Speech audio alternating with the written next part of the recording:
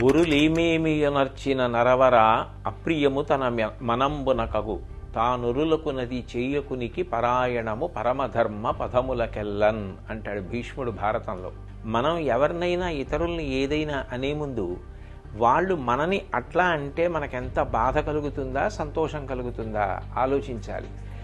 మనం ఎవరికైనా ఏదైనా చేసే ముందు వాళ్ళు మనకి అట్లాంటి పని చేస్తే ఎట్లా ఉంటుంది అన్నది ఆలోచించుకోవాలి.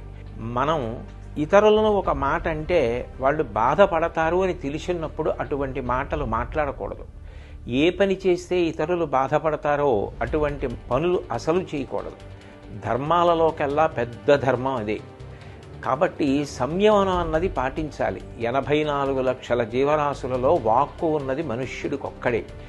ఆ మనుష్యుడు తన వాక్కుని 10 మంది శాంతి కోసం సంతోషం కోసం వాడాలి తప్ప ఇతరుల మనసులు గాయపడడానికి మాటని వాడకూడదు.